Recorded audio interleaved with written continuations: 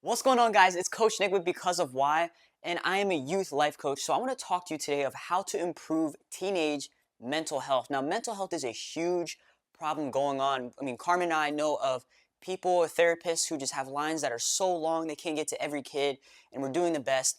But there's one thing, it's like the whole world is fixated on trying to fix an effect instead of going to the cause to change the cause and fix that. Okay, it's like we keep slapping on band-aids on a wound instead of actually just like taking care of it.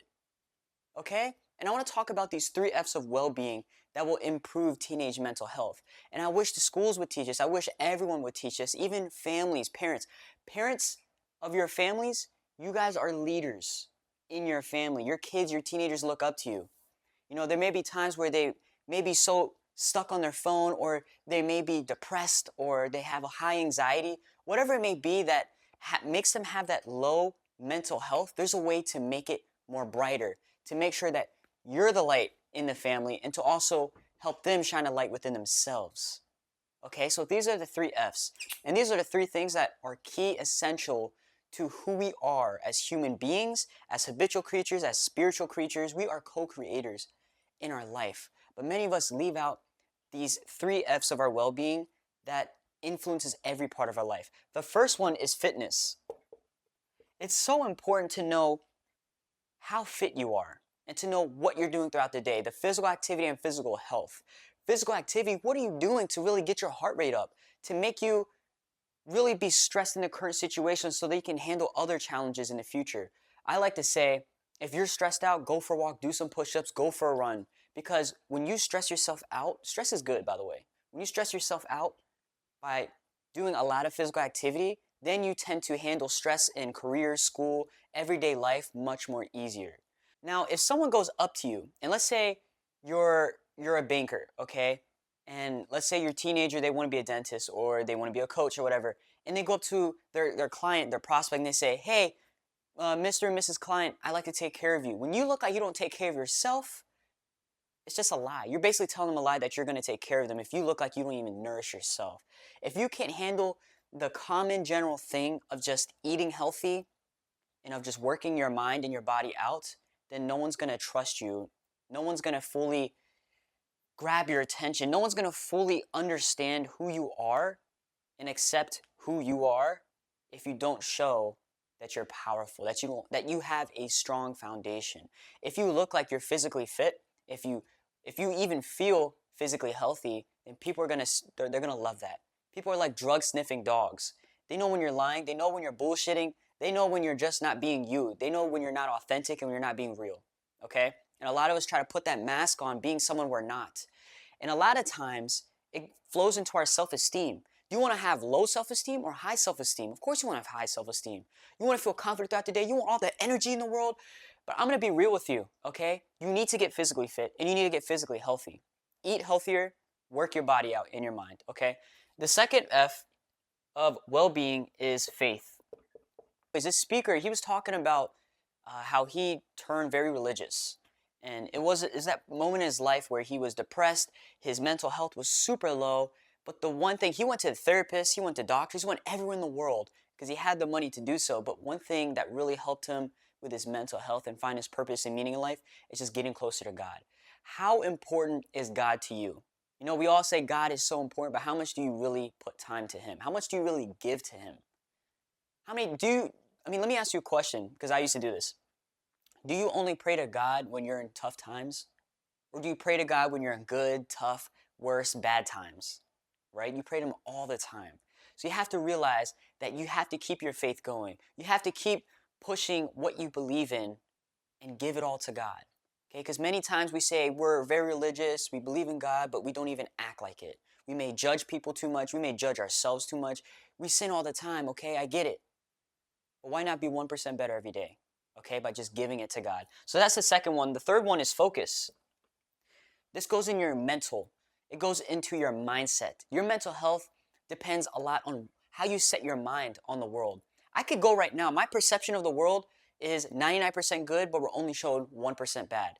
Now, you may think that, hey, the news, Fox News, CNN, they're all saying the world is 99% bad and the world is 1% good. Okay? You see the difference there? Their perception is that they're going to show everything that's bad because humans love negativity for some odd reason. Maybe it's just to survive. But the 1% good is not shown. Why? Because it doesn't get a lot of publicity. But I'm here to change it, okay? So, tough story, all right? You have to learn how to change your perception, change those glasses, those prescriptive glasses, to now seeing and viewing the world as 99% good and 1% bad.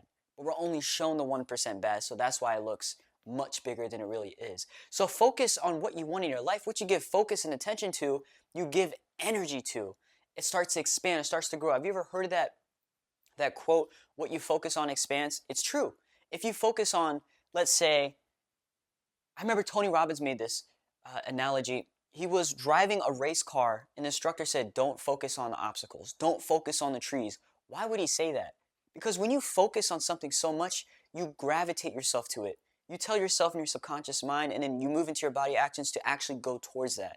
So if you focus on being sick all the time, being depressed all the time, being unhappy, being negative, focus on all the stabbings, the killings, everything in the world on the news, if you focus on that negativity crap, then that's what you're going to become. You're going to focus on that like anything. You're going to try to find the good, or you're going to try to find the bad out of every good situation. But let's say you toggle that switch and you switched over and you saw everything as good and all the bad things. You start focusing more on the positivity of things. You start focusing more on the kind gestures, the general gestures of people to you. Maybe they hold a door for you.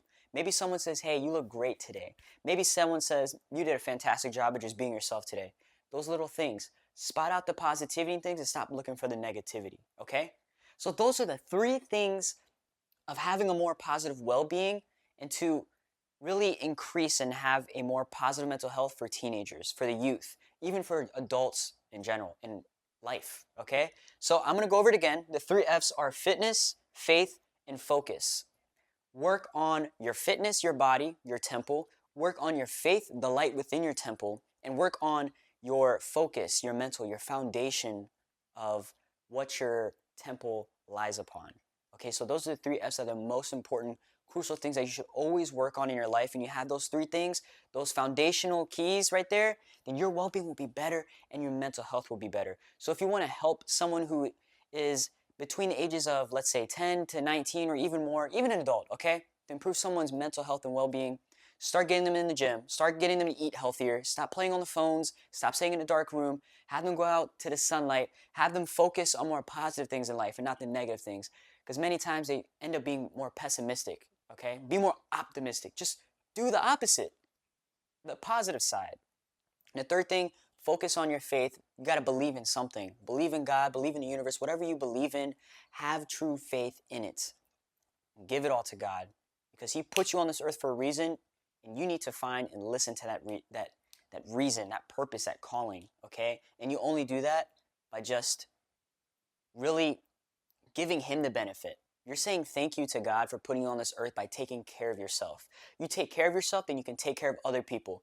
If you pour into yourself, then guess what? You can finally pour into other people. But a lot of people get it mixed up where they want to help this person over here, but their cup is empty. They have nothing poured into themselves. You got to take care of yourself first. Make sure you're physically fit, physically healthy. Make sure that your mindset is focused on positivity, and make sure your faith is on God or whatever you believe in that keeps you stronger. Okay, because there's a super higher power, God, I like to say, who really is in control of our life, and it's divine. All right, I hope you have a blessed day today. Go kill it today. My name is Coach because of why. Go comment, subscribe, like, whatever you want to do. Go change your life.